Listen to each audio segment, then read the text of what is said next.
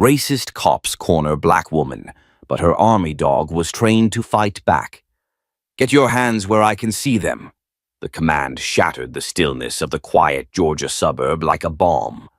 Brielle Carter froze mid-step, one foot on the curb, one hand wrapped around the leather leash of her dog Titan, the other gripping a steaming stainless steel mug of coffee.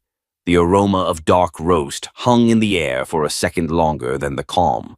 Titan, her Belgian Malinois, immediately stiffened. He was tall, lean, black and tan with amber eyes and a presence that turned heads. Now, his growl rumbled low, primal, protective. Across the street, a patrol car screeched to a halt, tires spitting gravel. Two white officers burst out. Guns weren't raised, but their hands hovered too close to their holsters to ignore. One of them, a square-jawed man in his 40s, barked, "You match the description." Brielle didn't flinch. "What description?" "Black woman.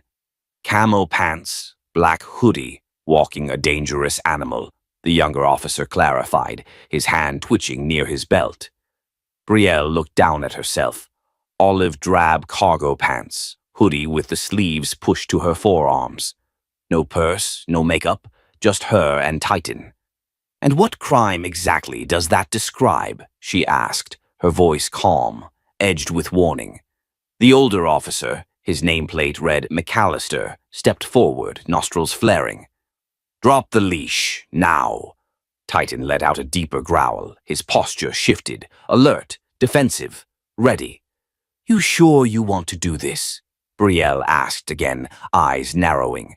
McAllister reached out fast, too fast. Titan exploded into motion, not to attack, but to block. He lunged between Brielle and the officer, the leash jerking taut. McAllister stumbled back, startled.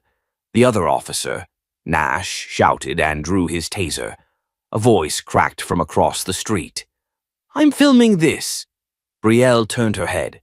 A teenage boy in a red hoodie stood on his front porch, holding up a phone. His hand shook slightly, but his camera was steady. His voice, shaky but bold, carried across the street like a siren. McAllister cursed under his breath. "You're interfering with police activity," Nash shouted at the teen, flustered. "I'm on my porch," the boy yelled. "This is public. You're being recorded." Brielle stepped back, slowly raised her free hand, and said, "You're making a mistake." McAllister ignored her. He rushed forward again, this time shoving her shoulder. Titan snarled, ears pinned, teeth bared, but stayed put, disciplined to the core. He'd been trained not to bite unless commanded, but his body radiated readiness. "You're under arrest," McAllister growled, grabbing her wrist.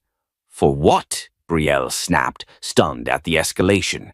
"Walking my dog?" "Obstruction, suspicion, failure to comply." "Suspicion of what?" she barked. "Existing while black?" That earned her a punch of zip ties. Nash stepped in to grab Titan's leash, but the dog snapped at the air, not to bite but to warn. Nash jumped back with a scream. "We need animal control," he barked. Brielle looked at the teen still filming.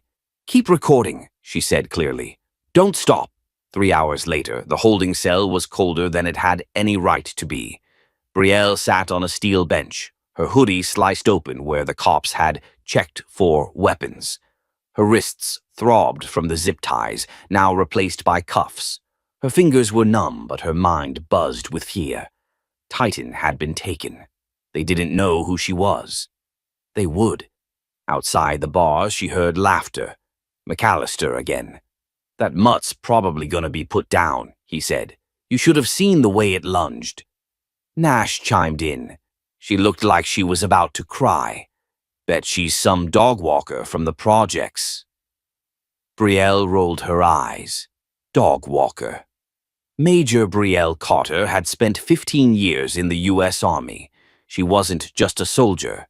She was a tactical K-9 commander, deployed to multiple combat zones, awarded 3 commendations for field operations, and had trained over 200 dogs for security, search and rescue, and combat. Titan wasn't just her dog. He was her partner, and he was registered under the Pentagon's Classified Animal Response Unit. Not that these idiots had checked. She had returned from Afghanistan only 10 days earlier. She hadn't told the local base she was back. She needed time, space, quiet. What she got was suburban Georgia, a racist tip-off, and 2 cops on a power trip. They thought she was nobody, that she had no name, no connections. They were so very wrong. Outside the cell block, shouting erupted. "You're detaining a woman with 0 charges on false identification. You denied her a phone call, and you confiscated a trained military K-9 like he was a stray." Brielle's eyebrows raised. She recognized the voice immediately. Reggie Price, a defense attorney and longtime family friend who had represented everything from traffic tickets to federal whistleblower cases. Smart, fierce, loud. A minute later, he stormed into the cell block. When he saw her, his face twisted with a blend of rage and disbelief. "Bree, what the hell?" She shrugged one shoulder. "Didn't want to play my card too early." "You're bleeding." "I've had worse." He glanced down at the report in his hand. "You've been charged with obstruction, resisting arrest, and harboring a dangerous animal. You want to tell me what happened?" "I was walking my dog. Dressed in army gear? I didn't expect to be profiled in my own neighborhood." He inhaled slowly. "You ready to tell them who you are?" "Not yet," he blinked. "You're serious?" "I want to see how deep this hole goes." Reggie exhaled and looked toward the guard. "They're not gonna like what happens next."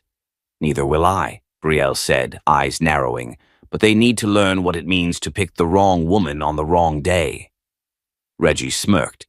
"You sure the army missed you?" She gave him a look. "No, but Titan did." Somewhere deep in the precinct, a dog howled, and the real battle was just getting started. Titan's howl still echoed in Brielle's head as she stepped into the fluorescent-lit hallway of the precinct. Her wrists were red from the cuffs, but her posture was unshaken. Reggie walked beside her, a storm in a suit, throwing daggers with his eyes at every officer they passed. "Let me handle the next move," he murmured. Brielle's jaw tensed. "No. You bought me time, now I need to use it." He started to protest, but her stare shut him up. She wasn't asking. Across the hall, Officer Nash stood near the holding desk, sipping coffee like nothing had happened. When he saw Brielle walking free, the smirk slid off his face like melting wax. "She lawyered up," he muttered to the desk sergeant, who said nothing. Brielle didn't even look at him. She had bigger concerns, like Titan, her partner, her soldier, her family. They'd taken him without authorization, based on nothing but fear and prejudice. No verification, no ID scan, just a dangerous black woman with a scary dog. And now her dog was missing. Outside, the late afternoon sun had dipped low, casting the precinct lot in long shadows. A light breeze rustled the American flag above the building. Reggie unlocked his car and turned to her. "You're planning something," he said. "Not a question." "Of course. You're not going back home, are you?" "Nope," Reggie rubbed his temples. "At least tell me where you're headed." Brielle slid into the passenger seat and shut the door. "Wherever they took my dog." They drove in tense silence down Highway 84 until Brielle's burner phone buzzed. She answered without looking. "Speak." "Ma'am, it's Lynn. I got eyes on Titan." Sergeant Mina Lynn was one of Brielle's former trainees, a K-9 specialist now working civilian contract jobs in Atlanta. Discreet, loyal, and skilled in more kinds of surveillance than the police even knew existed. "Where is he?" Brielle asked. "They transferred him to a private impound facility in Oak Ridge, not a pound. This place holds seized animals for further evaluation. Military tags weren't scanned. They logged him as an aggressive stray." Brielle's fingers clenched. "Address?"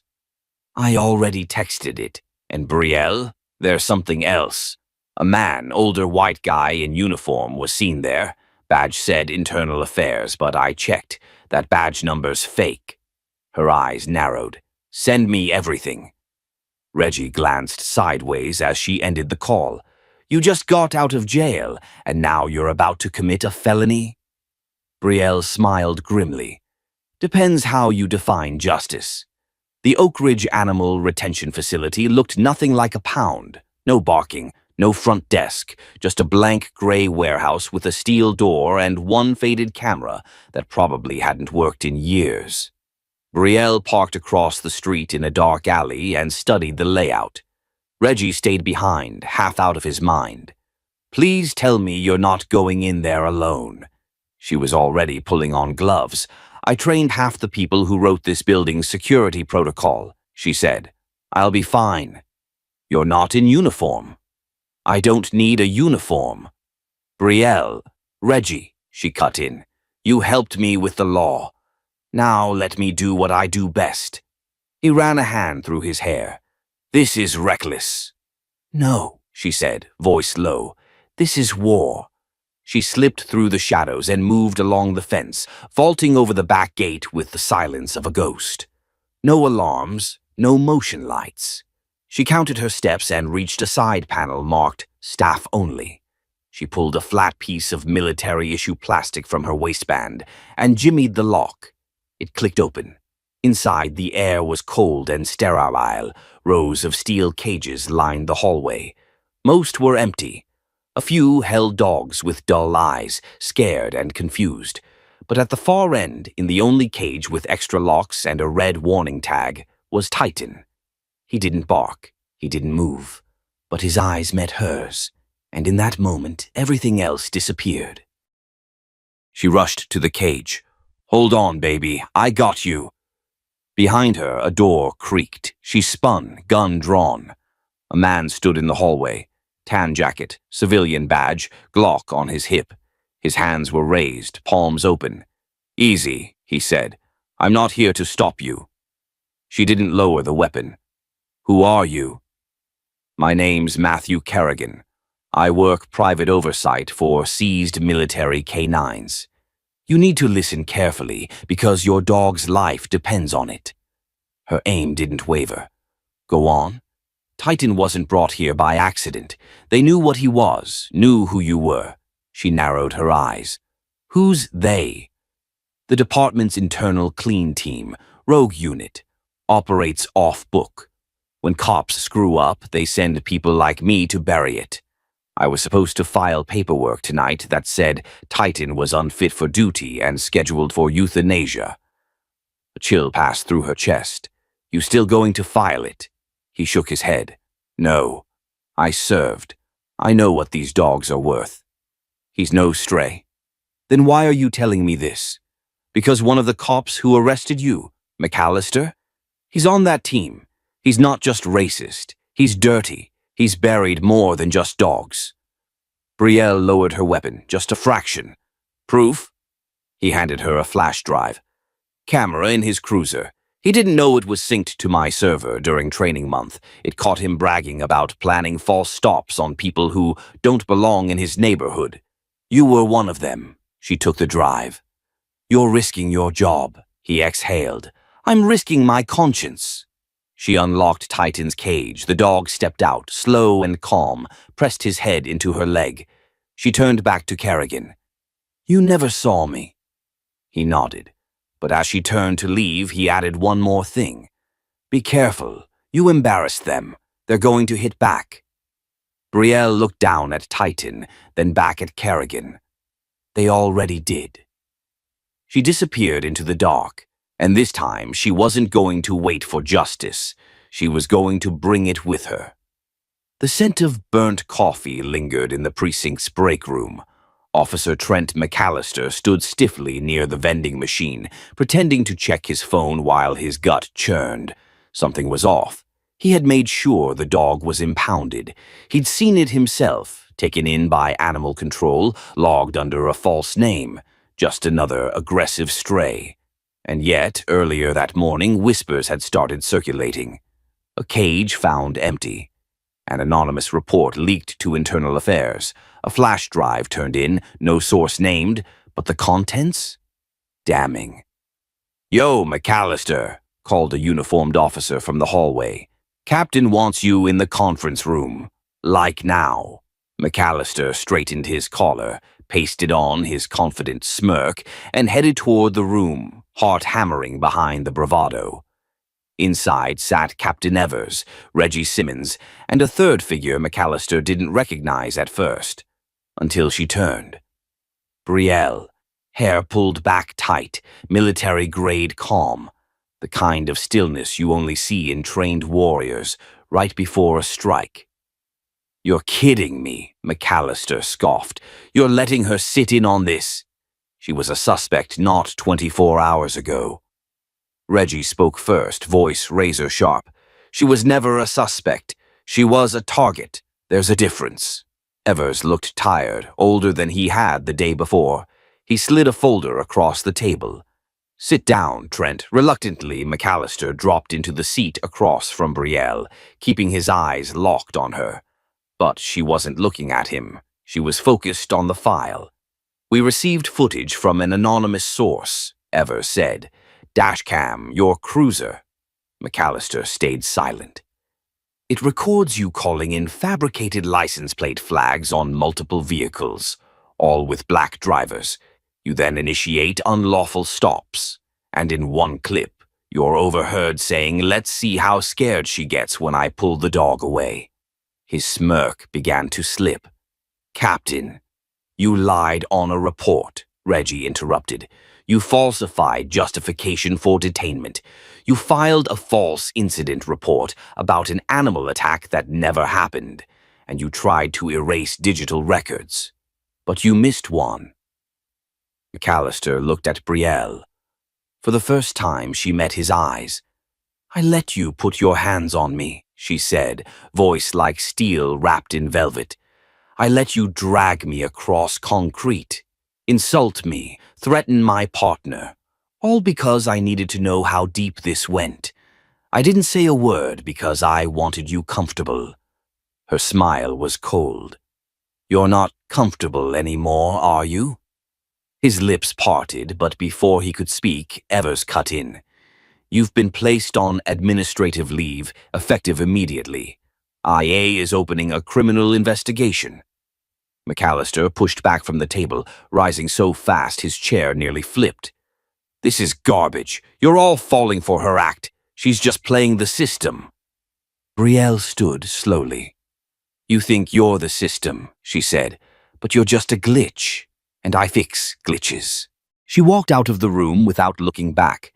Outside, Titan waited beside Reggie's car, tail flicking, eyes alert. As soon as Brielle stepped outside, he padded over to her side and sat, like a soldier returning to post. "She's really doing it," said a voice behind them.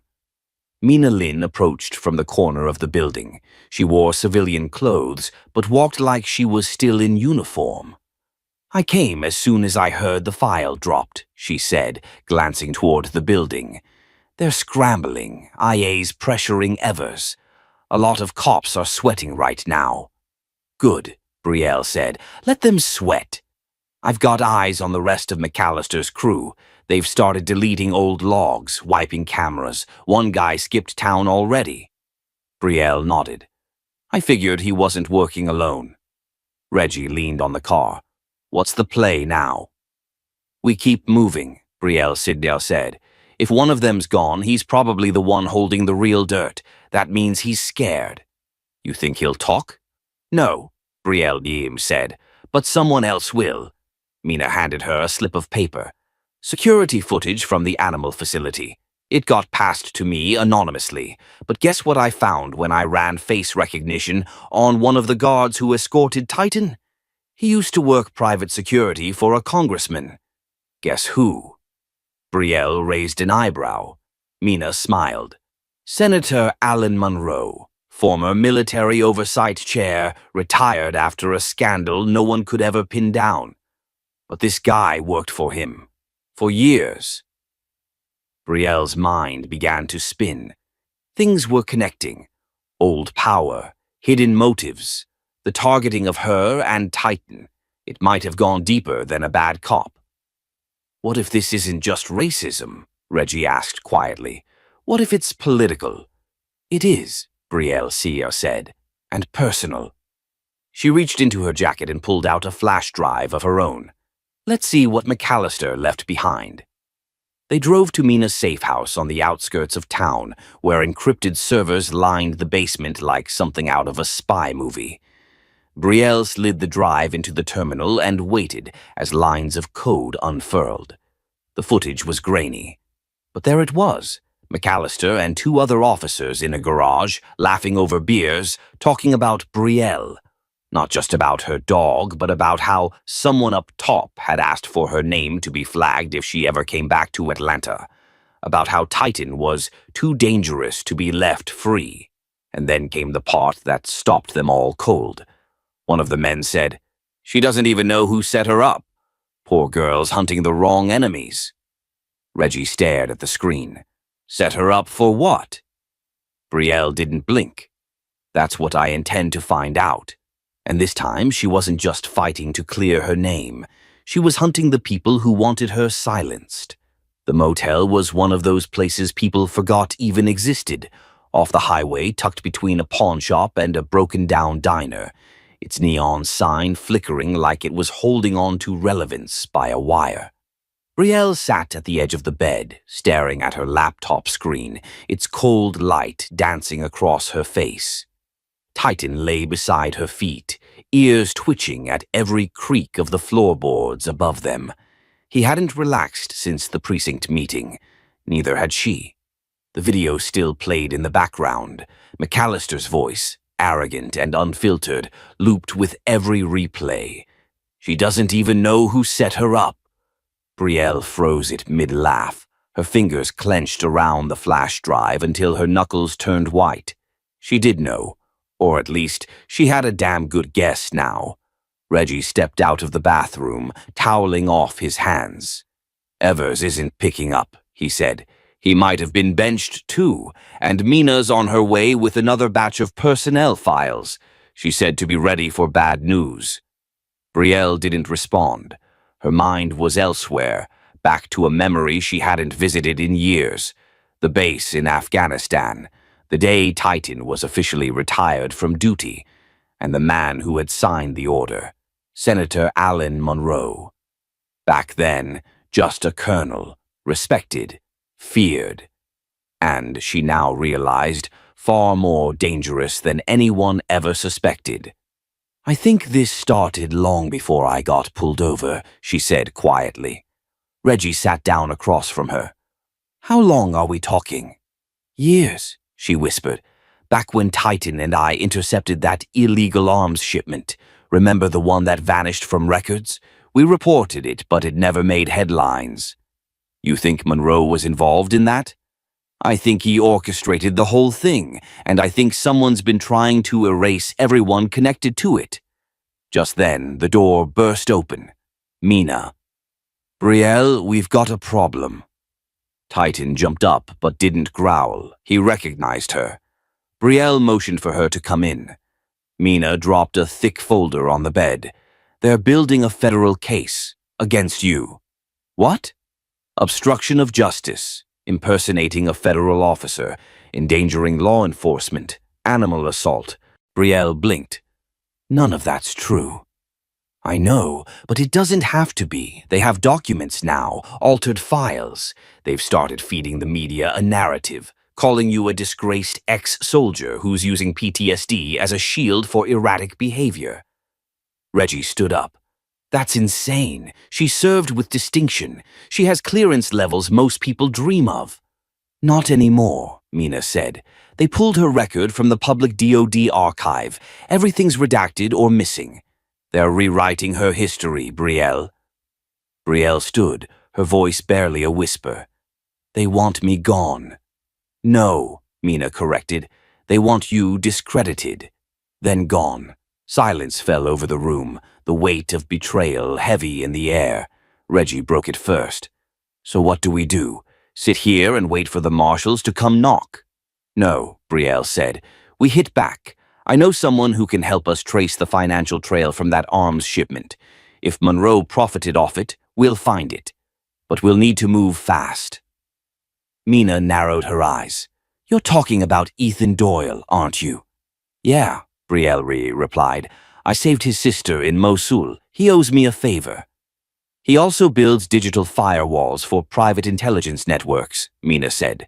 The kind of stuff that gets you flagged by Homeland. All the better, Brielle replied. He knows how to disappear and how to expose people who think they're untouchable. Reggie looked between them. You sure he'll help? Brielle reached for her burner phone. He'll pick up. He still owes Titan a steak. Later that night, the three of them drove to a warehouse in Savannah, a city 2 hours south. It was past midnight by the time they reached the abandoned port terminal. Inside, surrounded by outdated shipping containers and crates covered in dust, a man with a long beard and mismatched socks stood waiting. Brielle, Ethan said, arms open. Still traveling with the world's deadliest furball, I see. Titan growled low, not in warning, but familiarity. He remembered Ethan. You still working for ghosts? She asked. Only the rich kind, Ethan smirked. You need something buried or found? Both, she said, handing over the flash drive and a folder. He examined the contents quickly. This is ugly. We've got less than a week before they spin this out of control. Ethan looked up. I'll need 36 hours and complete radio silence. They're already watching you. If I ping the wrong server, this whole place could get fried. You'll have it, Brielle Saul said. He paused.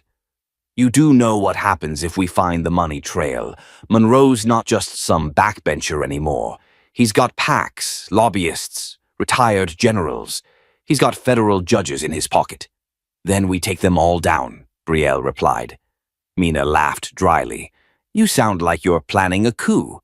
No, Brielle Lau said, glancing at Titan, whose eyes locked with hers. I'm planning justice.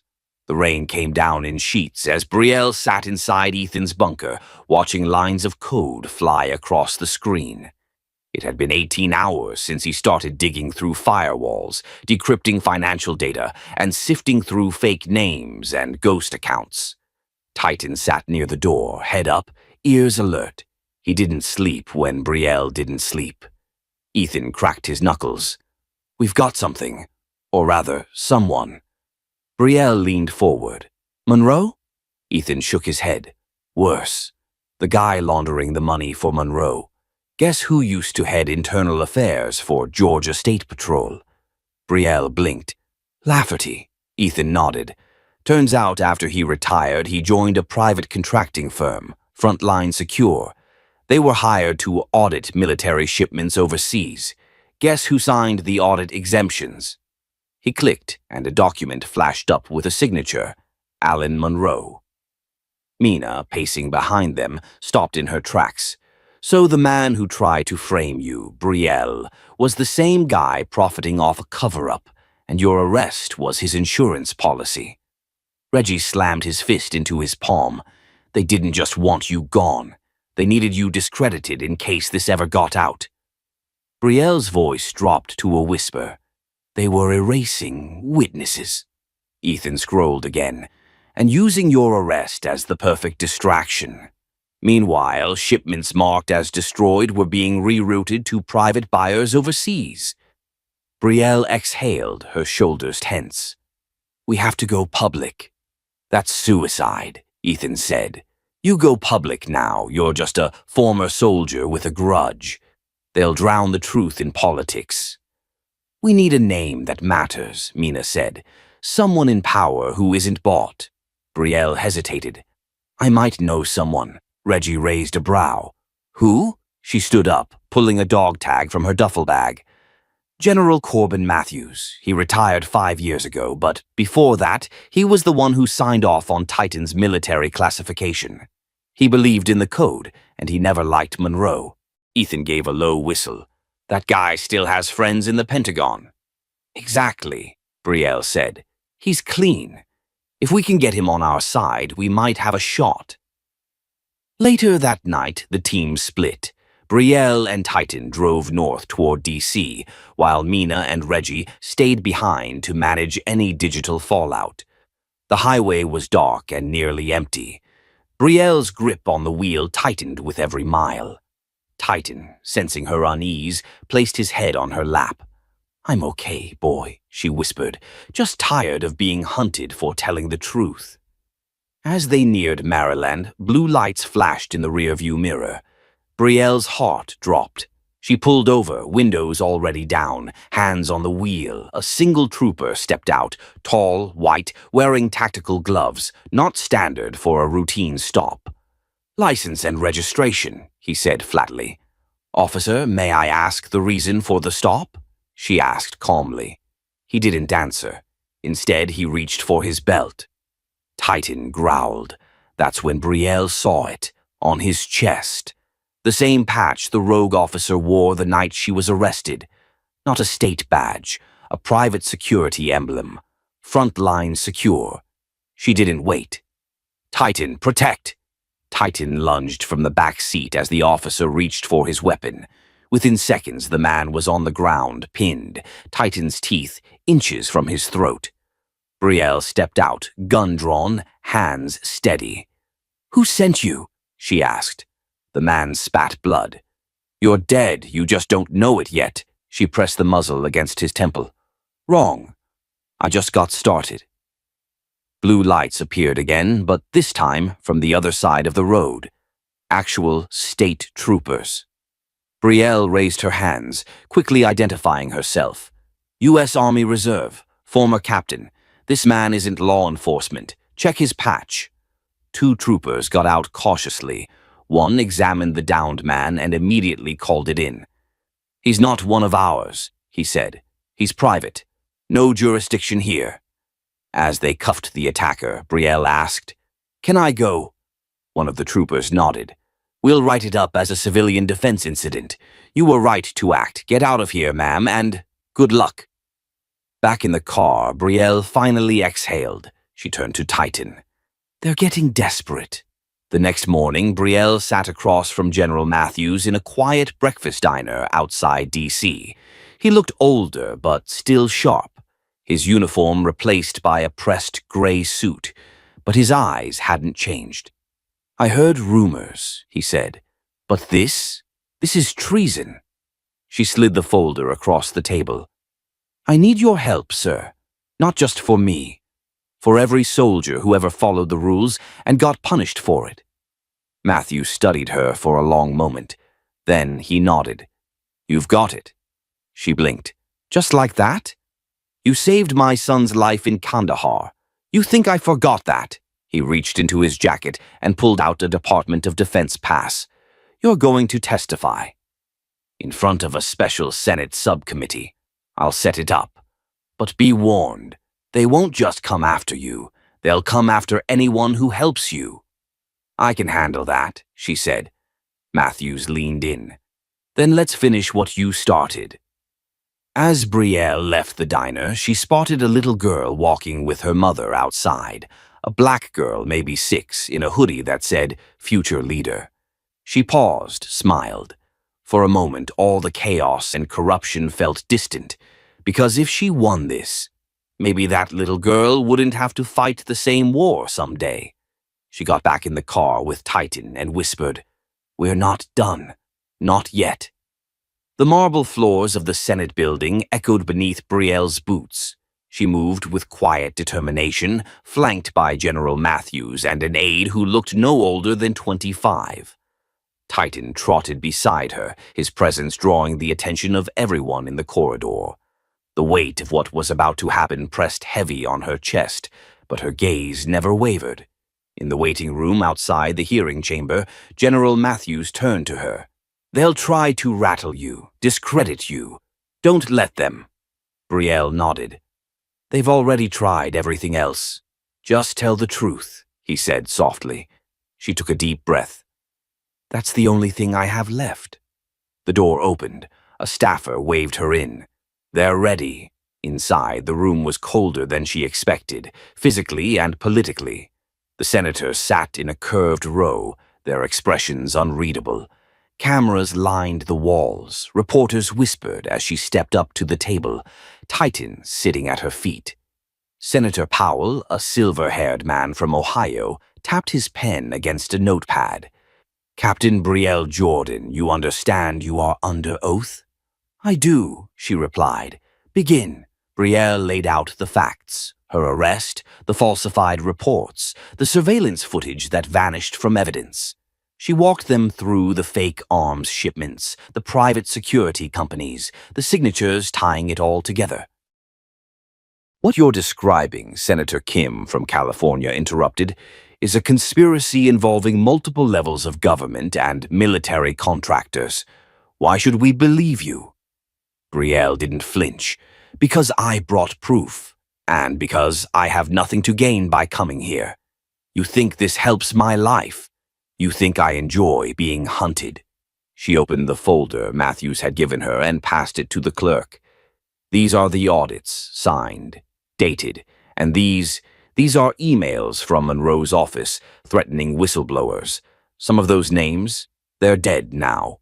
A murmur ran through the chamber. Senator Powell leaned forward. "And the dog, Titan, what is his relevance to this case?" "He was assigned to my unit, trained for high-risk operations. When they couldn't take me down, they marked him as property. They tried to euthanize him because he protected me during the raid. He's not a weapon, he's a soldier, just like me." At that moment, the chamber doors burst open.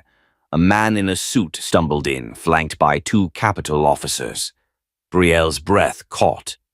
"Ethan," she whispered. His face was bruised, lip cut, but his eyes were burning.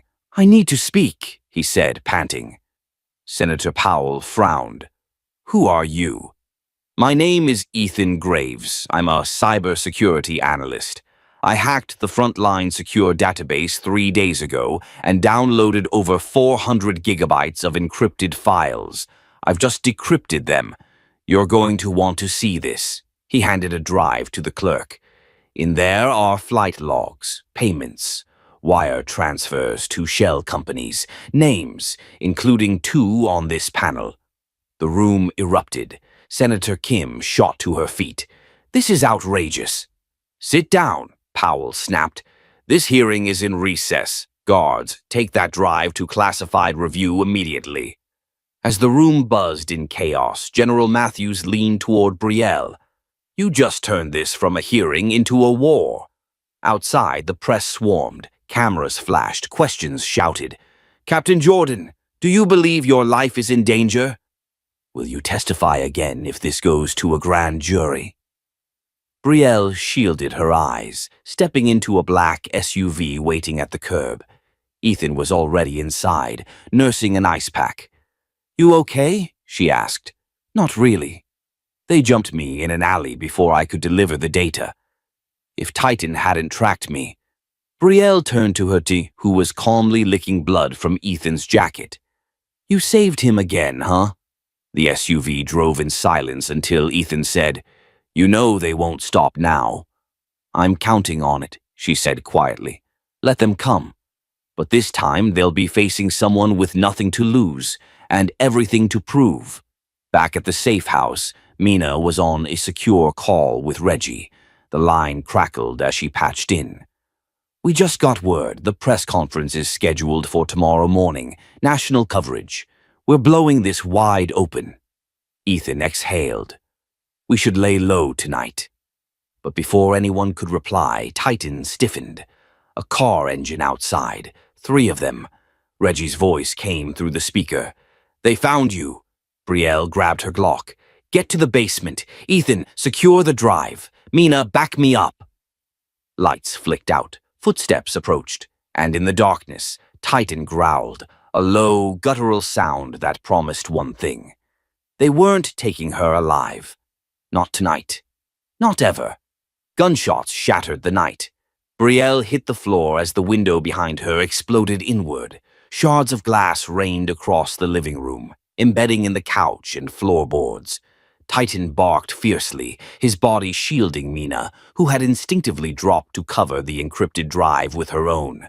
"They're coming through the front and the alley," Ethan shouted from the stairwell, pistol in hand, face streaked with blood and sweat. Brielle didn't hesitate. "We hold them until Reggie gets here. No one's going down tonight." Titan bolted forward, catching the first masked intruder mid-air as he dove through the broken frame. The man screamed as the dog's teeth clamped around his arm, sending his weapon flying. Brielle shot the second man in the leg before he could pull the trigger. "Secure the hallway," she yelled to Ethan, grabbing her second mag. Mina crouched low, pulling a flash drive from her jacket. "If they get in, this has to make it out." "Not if... We're not losing tonight," Brielle snapped. The house trembled with the sound of tactical boots rushing the porch. Another flashbang went off in the backyard, rattling the cabinets and sending framed pictures to the floor. It was clear. This wasn't a hit. It was a cleanup operation. They wanted everything gone, especially her. Titan lunged again, dragging a second attacker down the steps by the leg. His growls echoed like a war cry through the house. Brielle ducked behind the kitchen counter, grabbed the emergency radio, and called out, "Echo 1 to Reggie. We are compromised. Repeat, compromised. 10+ armed. Location hot." Static. Then, "Hold your position. 2 minutes out. Hang in there." "They're jamming the main frequency," Mina said, her hands flying across the tablet. "But I've piggybacked onto the fire department's emergency channel." Reggie's signal got through. More rounds flew. Plaster and wood splintered. Brielle's body ached, her mind raced. But then, amid the chaos, something strange happened. The attackers suddenly stopped firing. Silence. Brielle glanced at Ethan. He shook his head, confused. Why'd they? And then a low mechanical buzz filled the house. Drones. She peeked out the back window and spotted 2 small black quadcopters hovering just above the yard, equipped with thermal sensors and non-lethal weapons. Then another, and another. Not government issue, private military. "They're trying to smoke us out," she muttered, "force us to panic." But Titan stood firm, teeth bared, blocking the stairs like a final sentinel. Just then, Reggie's voice broke through the silence from the stairwell. "Don't shoot. I brought help." Behind him came 2 figures in tactical gear, faces hidden, but movements sharp. One of them held up a badge. "Captain Jordan, we're with the Federal Oversight Committee. You've stirred up something bigger than you know. We've been watching this operation for months. We're here to extract you." "Who the hell sent you?" Brielle demanded. "The people who still believe in the Constitution," the agent said flatly. Mina exhaled in disbelief. "Is this real?" But Brielle wasn't buying it. "If that's true, what's the passphrase?" The agent looked her in the eye. "Shadow Protocol, Section 9, Operation Polaris." She lowered her gun a fraction. "Fine. Then you know what's at stake." "We do. And we've got a bird on the roof in 3 minutes. Get what you need and burn the rest." Ethan retrieved the encrypted drive, while Mina quickly uploaded decoys to their old server as a distraction. Titan remained on alert, still staring down the stairwell as if he sensed something no one else could. And he was right. Just as they were moving out, the back wall erupted inward. A hulking man in full armor entered, firing blindly. One of the agents took a round to the vest and dropped. Brielle pulled Ethan behind her, firing twice into the man's shoulder. It barely fazed him. Titan launched. The dog's attack was savage, unrelenting. He latched onto the intruder's neck armor, yanking him back just enough for Brielle to land a shot straight into his exposed visor. The man crashed backward, twitching. The second agent pulled her up. "We've got to go. Now." They moved fast, through the smoke, the sirens, the residual gunfire. On the roof, a helicopter waited, its blades chopping through the sky like an urgent drumbeat. Brielle helped lift Mina in. Ethan followed. Titan leapt just as the ladder began to rise. As the chopper gained altitude, she looked down at the house. Now surrounded by vehicles with no markings, flashing no lights. A full sweep team had arrived, but they were too late. Brielle turned to the agent across from her. "What happens now?" He handed her a file. Inside were mugshots, contracts, names of senators and generals. This goes public in 72 hours, with your help. And if I say no? You won't. You've already risked everything. She looked at Titan, who rested his head on her lap, eyes finally at peace. And in that moment she understood. They weren't just running anymore. They were coming back to finish this. The courtroom buzzed with tension. It wasn't the usual courtroom energy. It was heavier, electric, like everyone in the room knew they were moments away from witnessing something historic. Phones were hidden, but recording. Reporters filled the back row, and seated in the defendant's chair was a man who once thought he was untouchable, Captain Wade Lorman. Brielle sat beside Reggie at the front, her suit tailored, her posture sharp. Mina was on her left, fingers wrapped tightly around the encrypted drive, now reduced to several printed pages and official affidavits. Ethan leaned against the side wall, arms crossed, nodding toward her, with that quiet fire still burning in his eyes. But it was Titan who sat like royalty at her feet, calm and alert, as if he knew this was the finish line.